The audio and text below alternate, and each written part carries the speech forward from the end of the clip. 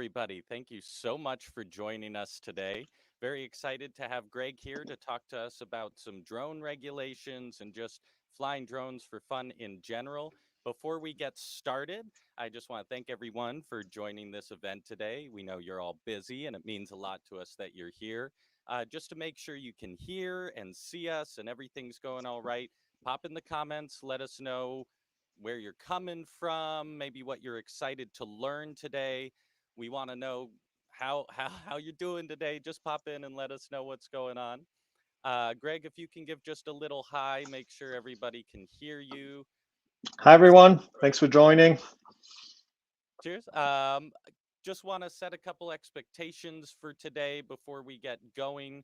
If Greg is moving fast and you don't have a pen and paper, don't worry about anything. There will be a replay that's sent to you by email. It'll also be available here in this same YouTube page or on the Discover page.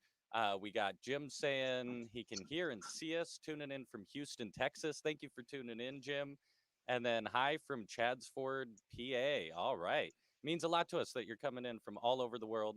Um, don't want to hog up the time here, so I'm going to give a little introduction. We have Greg here. The event today is flying your drone for fun. Learn the new rules of the sky.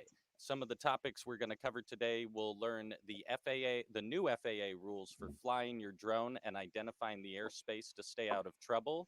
And Greg will also share his best tips on how to complete your first flight safely and how to get a test certificate that's valid for the FAA. A little intro for Greg. Greg has been an aviation professional since the early 2000s. He has worked for two of the biggest aeronautical universities in the country, managing flight training programs of up to 500 students and 50 aircraft, and in teaching roles as an adjunct professor. He now concentrates on educating the next generation of manned and unmanned pilots by creating online courses. Greg is also, we're very grateful he's back. He's done a few Discover events, I believe, before. Greg, I want to take up all the time here, so I'll hand it over to you without further ado. Well, I appreciate it, Jonah. Thank you.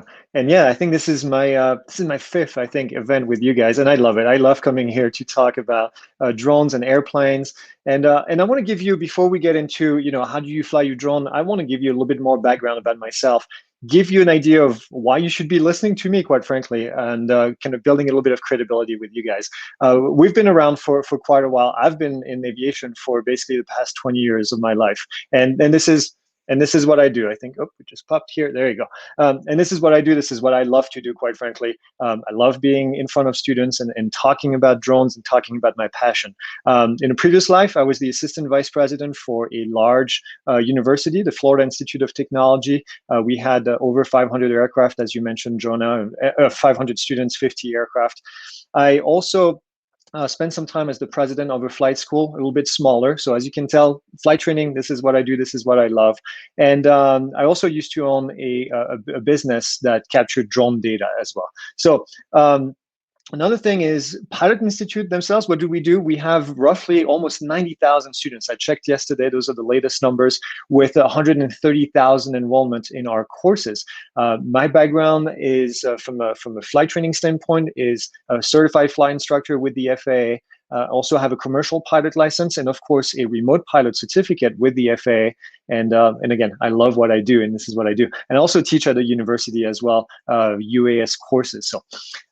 Topics today, we're going to talk about a couple of things. We're going to talk basically about what does it take for you to fly for for recreational purposes, not commercial purposes, for recreational purposes, for fun. You just bought a drone. Maybe you have a friend that bought a drone, and you want to know what it takes. And I wanted to do this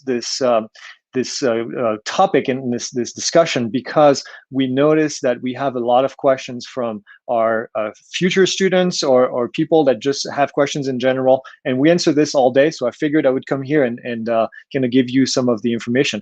We're going to talk about trust, and you don't know what trust is just yet, but trust was released by the FAA a few days ago. This is an acronym. It's a test that you have to take to fly for fun. So I'll give you more information on that. And then I'll talk to you a little bit about airspace as well, what you need to do and what you don't do. The great news is this is kind of our introduction to a free course that we have to offer that's going to help you find out all of this information. And we'll talk about it at the end of this course. But trust. I mentioned trust, so I need to give you the acronym. It's the Recreational UAS Safety Test. And I think I was discussing this in a few interviews a couple of days ago. I think the FAA missed an opportunity right here to relabel the test at the end. People are afraid of tests. People don't like the word test, to training. Think about this as training that the FAA is going to provide you. So I'll get back to trust in a second, but let's take a look at a general picture, because this is always confusing to people. How do you operate your drone in the US? And there's two different ways that you can operate your drone in the US. And the first way is to fly under what we call Part 107 regulation. And I know it's a number, I know it doesn't really tell you much, but the FAA created this big set of regulation, and this is pretty in-depth. If you want to fly under Part 107, you need to have what's called a remote pilot certificate. So it's kind of a process. You have to take a test with the FAA, and you have to make sure that you know all of these topics. You have to get current every 2 years. But out of that regulation, out of that Part 107 regulation, the FAA carved out a small section, a little bit of an offshoot, if you want, that we call recreational flying. And that regulation is different. This is not Part 107. It's called, we call it 44809, because that's the code that was given to it in the US Code of Regulation. So 44809 is a tiny little bit of carve out of Part 107, where you will find guidance on how to fly your drone for fun. And I know sometimes it gets confusing because people say, well, I just bought this drone at Best Buy. Do I really have to do all of this? And the answer is yes. You can be flying your drone in the airspace, sharing the airspace with others. So you have to kind of make sure you're aware of those rules. And sometimes people are not. So that's what I'm here for. That's why I'm here to help you. So if we look at Part 107 versus 44809, when we look at 44809, there is 9 things that you have to do. And it may sound like a lot, but a lot of it is actually, quite frankly, common sense. So there's 9 things that you have to do in order to qualify for this carve out, for this 44809 regulation that's in there. So that's what I'm going to give you today. I'm going to give you that list of 9 things that you have to do, and then we're going to kind of discuss each of them and kind of the implications of each of them. If you have comments along the way, please leave them down in there, and then at the very end, I have enough time that we can answer some of these questions that you guys have about the 44809. But the first bullet is pretty straightforward, even though it can be confusing sometimes. And the first bullet is you have to fly your drone for recreational purposes. In order to qualify for this little carve out, you have to fly your drone for recreational purposes. Now, you're just going to say, Greg, what does that mean? Well, it's not always black and white. But think about it this way. I have drones. I have drones all over the studio. And I pick up the drone and I said, I'm just going to go have fun. I'm just going to go out there and I'm just going to fly around with no real other purpose than just flying for fun.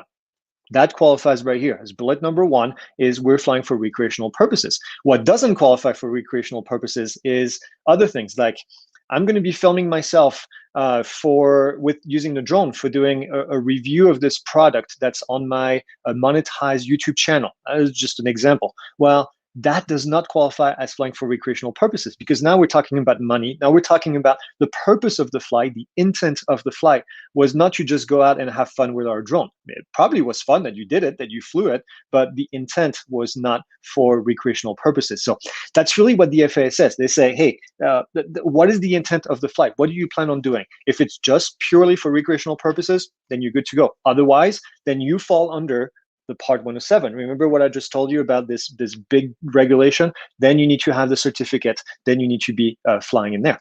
I always use this example. You see it right here at the bottom of the slide, where this came from an FAA webinar that they did a couple years ago. And the FAA said, if you're going to be checking the gutters in your house, the purpose of the flight when you take off is not really to fly for recreational purposes. It's to check the gutters of your house. Well, that falls under Part 107. I know it's stretched. I know it's far stretched. I know nobody's going to verify that this is what you did, and I know intent is very difficult to prove. But think about the philosophy behind this regulation right here. So that's bullet number one. As long as you do this, and then all 8 of the other bullets, then you're good to go under 44809. Bullet number 2 is kind of on hold at the moment. Bullet number 2 has to do with community-based organizations. You're going to say, what is a community-based organization? Well, it's a group of people that get together and said, hey, we're going to offer guidelines for the people. It's kind of like an association, if you want. We love our friends at Flight Test Community Association, the FTCA, and they have this group. It's a non-for-profit organization, and they put out guidance to help people fly their drone for recreational purposes. Well, the FAA says if you're going to fly for fun, then you need to pick one of these community-based organizations, and you need to follow their guidelines. So Flight Test has a page where they highlight all the things that you should be doing to fly safely, to fly your drone safely. And Flight Test does a lot of things. They do a lot of fixed wing aircraft. We do a lot of drone training on our side. They do a lot of fixed wing training. So when you go and look at their rules, you're gonna find a lot of rules for flying your drone and flying your fixed wing aircraft. And you have to follow those guidelines. So that's bullet number 2. That's something that you actually have to do with the CBOs. Now, there's a bit of a caveat right here. At the moment, as I'm doing this presentation, the FAA has not officially recognized any community-based organizations. So Flight Test, community organization, like I mentioned, they are an aero modeling organization at the moment, and the FAA says it's fine. We haven't talked to all the CBOs yet. We haven't really defined any CBOs yet. So just follow whatever you want. The Flight Test is one of them. The AMA is one of them. So you pick one and then you just follow them. So that's bullet number 2, something that you have to do. So make sure you get familiar. Go check out their website. Quite frankly, they have a ton of great information in there. The next one, bullet number 3, is line of sight. Okay, what is line of sight? The FAA says you have to maintain visual line of sight the entire time that you fly. They basically don't want you flying miles and miles and miles away from where you started from, because then you can't see where the drone is and you can't see what's around you. So at all time, you need to make sure you have visual line of sight. Now on the picture right here, there's a drone. This is an FPV drone, first person view. And FPV drone's a little bit different because you're gonna wear goggles. As a matter of fact, right before this morning we were out flying. We do Friday fly day, and we go out and we practice our skills and we just have fun. And I was flying FPV, and a bunch of us were flying FPV. So first-person view, you put goggles on, and then it's very immersive because the image from the drone gets straight into the goggles, and you can basically see everything right into the goggles.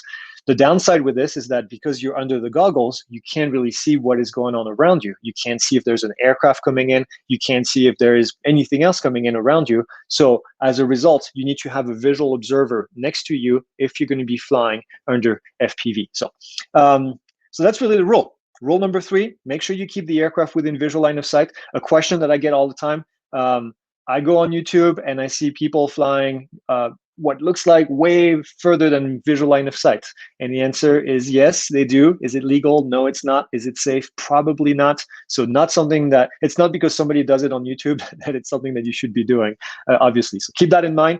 That's bullet number 3 right here. Number 4 is an important one.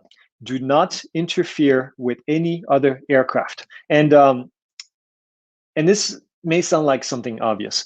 You can technically fly your drone pretty close to airports. Should you? Well, it depends. It depends on what you're doing. But if you fly your drone close to an airport because it was legal, because you got approval to do so, make sure that you always give way to other aircraft, manned aircraft. There's basically a list of priorities, and drones are right here at the bottom. They need to give way to everybody else who's flying, whether it's an aircraft, a helicopter, a balloon, whatever it is, we have to get out of the way. So that's bullet number 4 right here. Very simple. Stay away from all of these aircraft and anything else that flies, try to stay away from it. Bullet number 5 is pretty important. there's two different types of airspace that the FAA has. And there is controlled airspace and there's uncontrolled airspace. I want you to think about controlled airspace as something where you're close to an airport, okay? When you're close to an airport where there's a lot of airplane traffic, there's going to be controlled airspace. And the reason it's called controlled is because somebody in the control tower has authority over that airspace. Well, guess what? If you want to enter that airspace, you need to get approval from the authority that controls the airspace. So there is a process in place. The FAA has a process in place where you can go on your phone, okay? Your phone right here, you can download an app, and the app is called Aloft. It's one of them. And Aloft will allow you to see the airspace and also get approval within seconds. This is awesome. This morning we were flying. We were actually flying in controlled airspace, and we pulled up the app, and we saw that we could fly up to 400 feet using the app. So we submitted a request, and within seconds we got a text message back that said, "You're approved. You can go fly up to 400 feet." That's it. That's all we did. But we had to get an approval. That 400 feet number that I mentioned, it could be lower. If we get closer to the airport, we were pretty far away from the airport. If we get closer to the airport, then we would basically have to check the map. There's a grid, and that grid would tell us basically how high we can fly in that area. As a matter of fact, here's a picture right here of what some of the grids look like. This is close to Phoenix. You can see this, it's kind of an H shape right in the center of the picture right here. That's the Phoenix airport. And the Phoenix airport is a class B airspace, B for busy. B means there's a lot of large aircraft coming in, like United, like American Airlines that are coming in. But if you see that grid right here, if we were able to zoom in a little bit more, we would see numbers. And these numbers would say 200, 100. That's the maximum altitude you can fly if you get approval. So as I get closer to my airport, when I go fly, I can see 100. I can go in my app, I can click, I can get approval to fly up to 100 feet. And it really is that simple, okay? It really is that simple. Now, there is on this map here, you can see there's a little red area. Well, that red area is not part of the process. So you have to do a slightly different process. Now, this is not the reason why I'm here. I don't want to go too deep into the airspace. I actually talk a lot about this in the free course that we have to offer with this presentation. And that free course will go over how do you get approval, what do you need to download, how do you get approval in those red areas as well. So I show you everything that you need to know in there. So that's, I'm going to go back to it right here. That's bullet number 5. And there is something that I need to mention because in the past, it used to be that you had to call the airport. This was 2 or 3 years ago, but we still see people that do or try to do this. Do not call the airport, okay? Don't call air traffic control. That's not how you do it. You basically go in the app and get approval. These guys are pretty busy. They don't need any additional phone calls to go through. Okay, that was 5. We're going down our list. We get 4 more to go. This is bullet number 6 right here. And now bullet number 6 talks about uncontrolled airspace. Remember I talked about controlled airspace. Uncontrolled airspace is basically everywhere else where there's not an airport nearby. So it's called class Golf airspace. You don't need to remember that. It's basically just called uncontrolled airspace. And in that airspace, you can fly up to 400 feet. And 400 feet is the limit, always, ever. You can never fly higher than 400 feet above the ground as a recreational flyer. So 400 feet, your controller, more than likely, if you have a drone, if you're brand new to this, your controller is going to have a little altimeter on it. It's going to tell you how high you're flying, and you need to stay below 400 feet. Some people say, well, my drone allows me to fly to 1,640 feet. I think that's the maximum for a DJI drone, the maximum altitude you can fly at. Yes, it's not because it allows you to do it, that it means you're allowed to do it. Remember, they sell these drones all over the world. Different countries have different rules, but you do have a way in most drones that I've seen to set a maximum altitude. I would just set it to 400 feet. That's it. 400 feet, and then you never exceed it. You never bust the airspace. The reason it's 400 feet, by the way, is because most manned aircraft are allowed to descend to 500 feet above the ground. So they left a 100-foot buffer in case something happens, and in that way, there is no conflict with manned aircraft. So that's what it is right here. That's for number 6, bullet number 6. Bullet number 7 is Bullet number 7 is a bit repetitive, quite frankly. It's the 400 feet rule. So you have to stay below 400 feet. I'm going to skip through that one. I'm going to move on to the next one. Next one is important. Next one is number 8. Number 8 is trust. And trust is this brand new thing. And when I say brand new, this happened on Tuesday. The FAA released trust. It's been 2.5 years in the making. It's called the safety. I'm sorry. It's called the Recreational UAS Safety Test.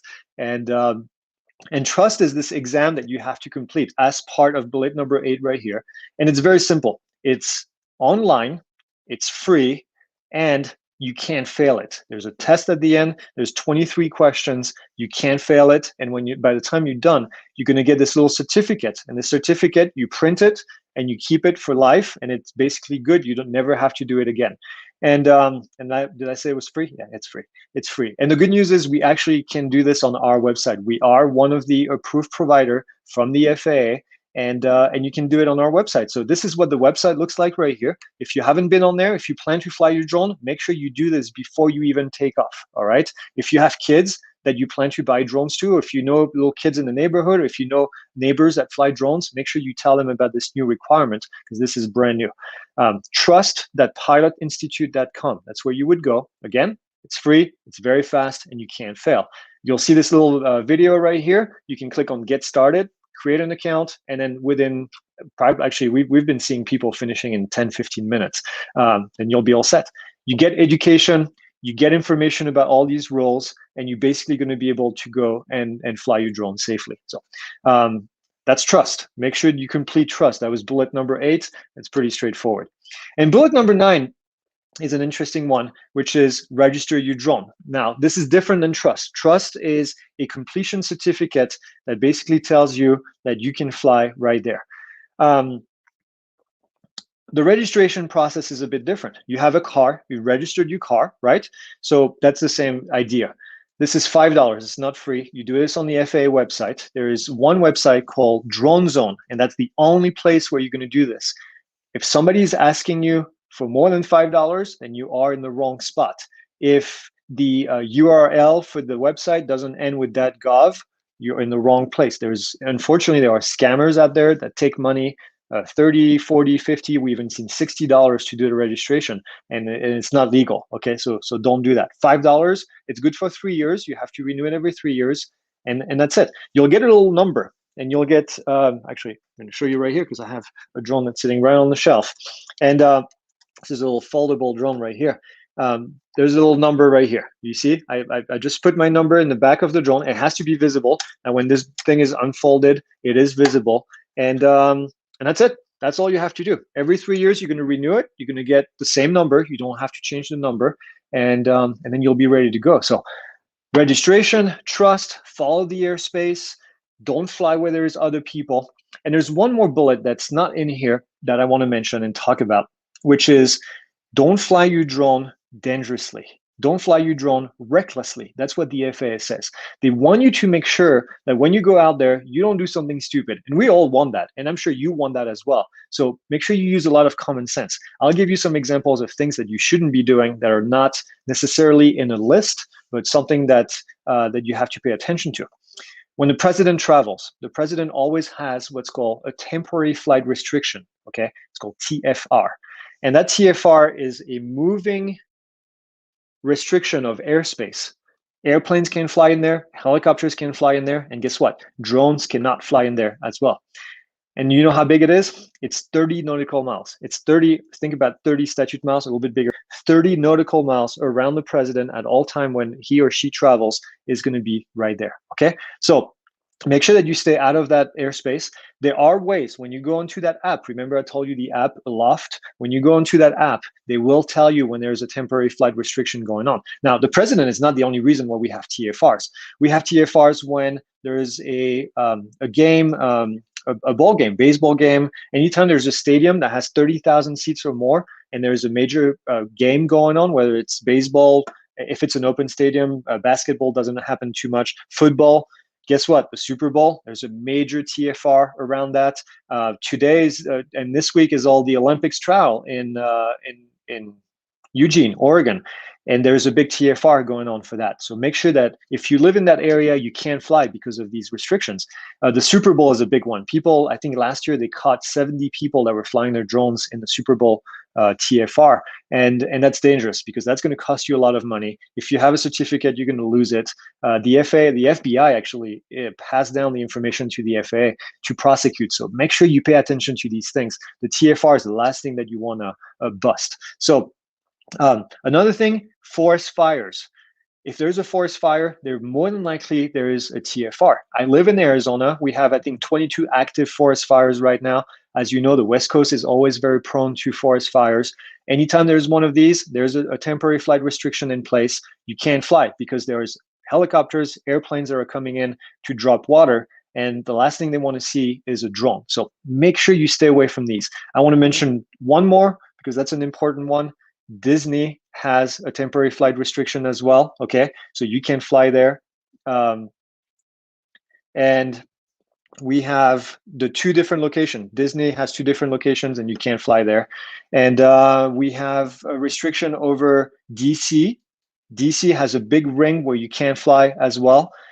So make sure that you stay away from that. And then the last one is New York. New York has some weird rules. It's not a TFR, but it's some weird rules where you can't fly within Long Island. And so you can't take off and land. So you have to make sure you do your research before you fly. Okay? I think that's all I have in terms of the 9. Now, I want to keep going because there's more information coming up. The next thing is our Recreational Flying Made Easy. This is the course. This is why we're meeting here, because I want to introduce this course. Everything I talked about here, I talk about more in detail inside the course, especially the temporary flight restriction, especially the airspace. How do you get approval? And the best news is, just like trust, this is free.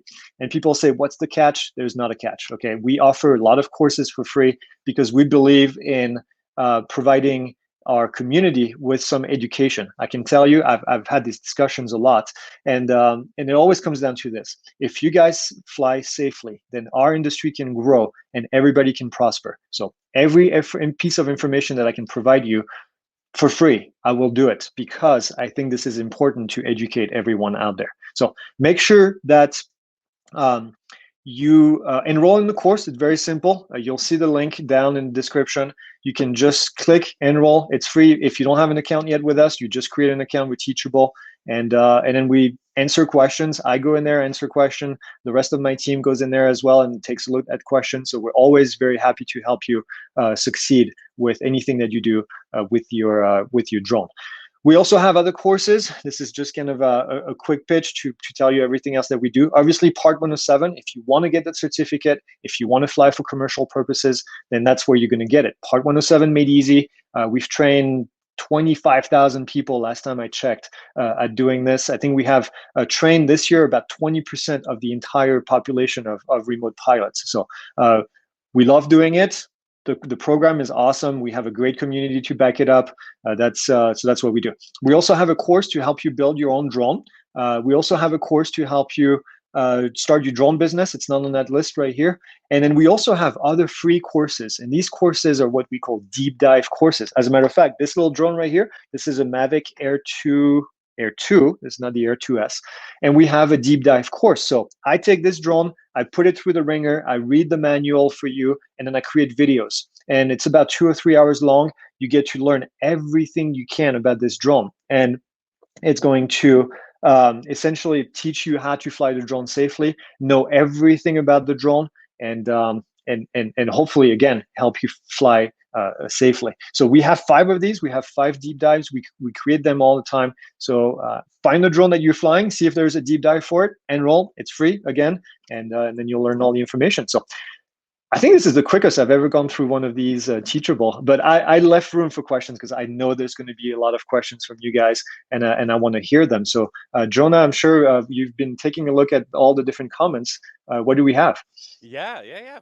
First, thank you. That's good information to know going into the new regulations and everything. Also, it sounds like I know you spat off a lot of information there, but all of that is covered in the free course, which Yes. is in the link there. Excellent.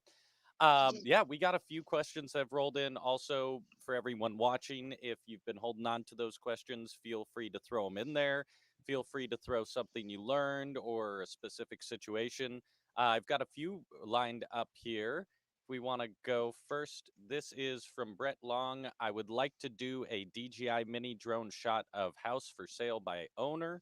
I'm not a realtor, and it would be just this one time because I'm moving out of the country. So one of those like recreational or not kind of questions. No, yeah, in this case, it would not be a recreational. This would fall under Part 1.7. Again, remember what I said, this is the intent of the flight is to do a shot for a realtor. So in this case, you're doing something for somebody else that automatically falls under Part 107. I know if you're leaving the country, it's kind of a tough one. I know it happens all over the country. I'm just giving you the legal perspective here. Right. Well, and it sounds like even if it's just for yourself, but it's not purely for fun, you have to watch yourself, right?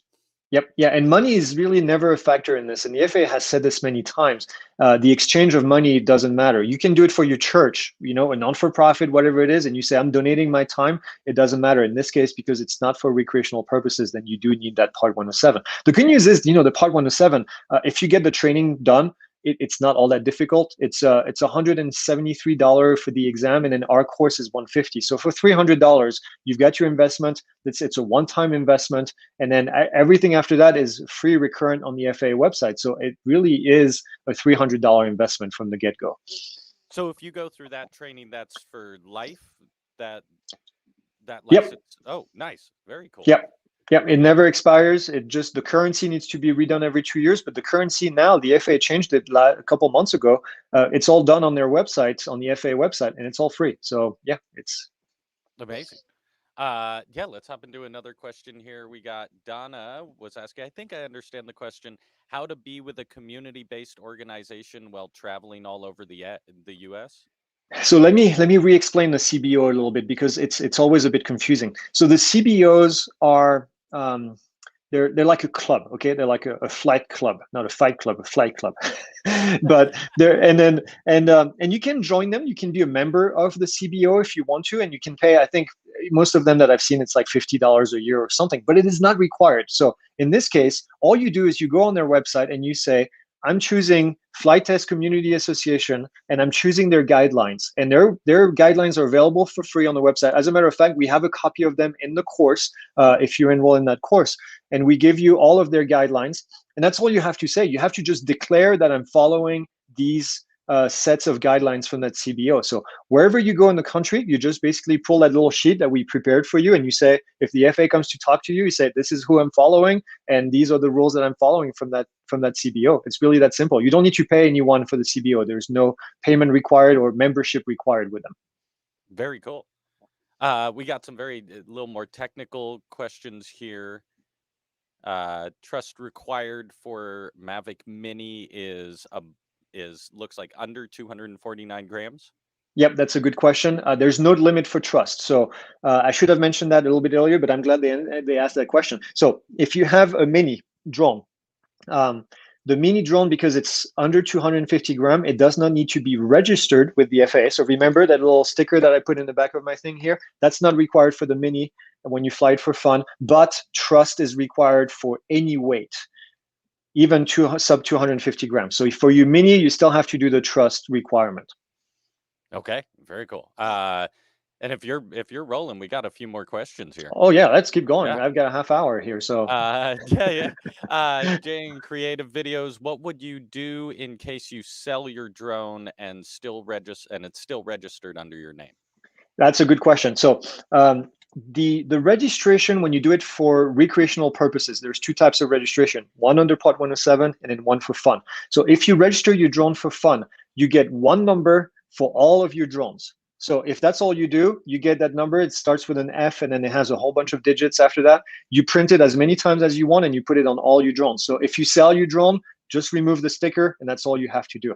Under Part 107, it's a bit different because under Part 107, you register each drone individually. So all the drones here on my shelf in my office, they are all registered with a different number. So if you sold that, and if you are Part 107, and I see they have a kind of a business name on their moniker here, if you are registered under Part 107, if you sell that drone, make sure that you deregister the drone on the FAA drone zone, like you did when you registered it. You just go in there and you say you sold it, and then that way they remove from the database. That's important to do. And is there a cost per drone for that, or is that just a registry thing you have to keep up with? So if you remove the drone, it's free. If you register under Part 107, it's $5 per drone, also valid for 3 years. But as recreational flyers, it's $5 for all of your drones, and it covers everything, and it's good for 3 years. So that's a really cheap price. Yeah, no kidding. And here's a quick question from Stan. I think you mentioned it, but it's worth mentioning again. What is the total cost to obtain Part 107 certification, including your course? Yep, so that's 149 for our course, and then the test just went up, and we don't do the test. It's done by a testing center approved by the FAA. It goes up to $173. So when you add up those two, you're at $320 and change. That's your total investment right there. Gotcha. And looks like we have one more question here. Sorry. Donna, I have Part 107 certification, but it is past renewal because of the pandemic, yada yada. Can I get Recurrent on the FAA website? Yep, absolutely. So the course that you're looking for is ALC 677. And I know it's kind of a weird thing. You have to go on FAAsafety.gov. Don't do .com, .gov. And FAAsafety.gov, you'll have to create an account right there. It's free. And then you do ALC 677. And that's going to basically get you recurrent. It doesn't matter because your certificate never expires. Only your currency expires. So in your case, Donna, you basically just need to do this training, and you'll be good to go again for 2 years. And it'll take you about 2 hours to do the training on the FAA website. And there's a little test at the end. You can't really fail it either. And then you'll be good to go. If you can find it, just send me an email, just greg@pilotinstitute.com, and I'm more than happy to help you find it. It's the FAA website is not easy to navigate sometimes, but ALC 677, look it up. Well, and I was going to tag on to that a little bit, but more on the question of traveling around the U.S., just because we often do have people tuning in from other countries. I know you may not know the regulations for every single country, but is there typically a good spot to go look for those regulations if you're traveling country to country? No, that's difficult actually.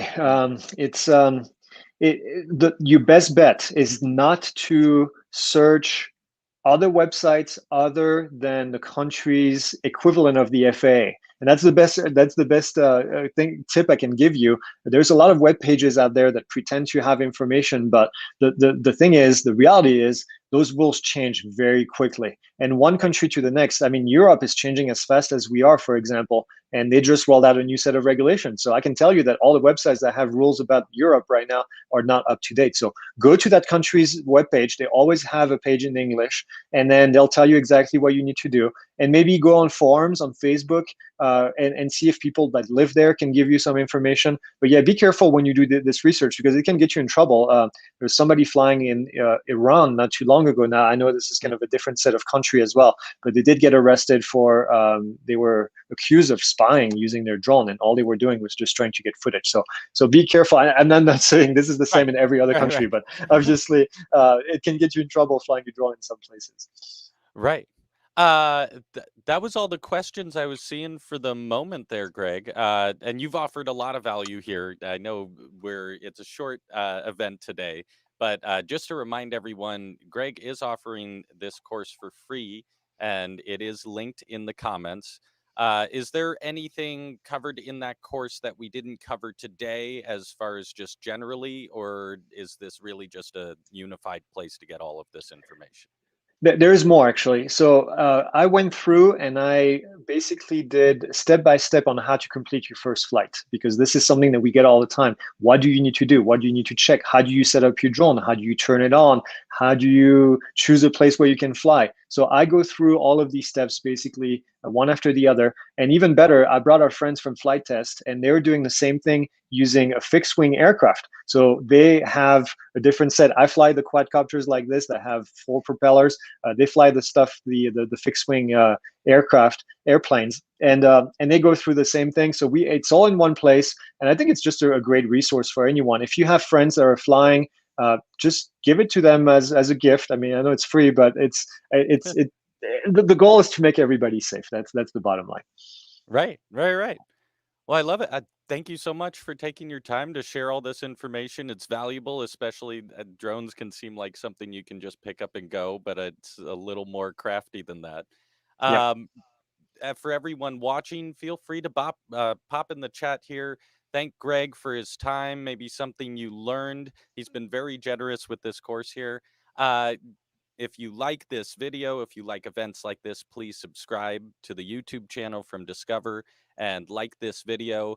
Before we run out, Greg, I'll ask just one last time. Do you have any kind of last takeaways or tips to give people as they're getting started on their drone flying journey? Learn as much as you can. Learn as much as you can so you don't get in trouble. And we have a great place for that. We have a great YouTube channel where you can find a lot of information every week. So make sure, and we're not the only one, right? There's definitely a lot of people out there that provide good information. So find a source that you like, and then and keep learning. That I keep learning. I learn every day, and have fun flying. I mean, that's what it's all about. Cheers. Love it. Well, thank you, Greg. One more time, thank you to everyone who tuned in today. To restate one more time, there will be a replay available, and the link in these comments will also continue to be available. So there's no rush here. We'll also send a link to his free course to you. But yeah, thank you everyone for tuning in. I got one more question here, which is where's the link? It is a pinned comment at the top, and it will be emailed to you. So just fret not if you signed up for the event. Greg, thank you so much. And thank Thank you you, Jonah. everyone for watching. We'll see you all later. Have a wonderful day. Thank you.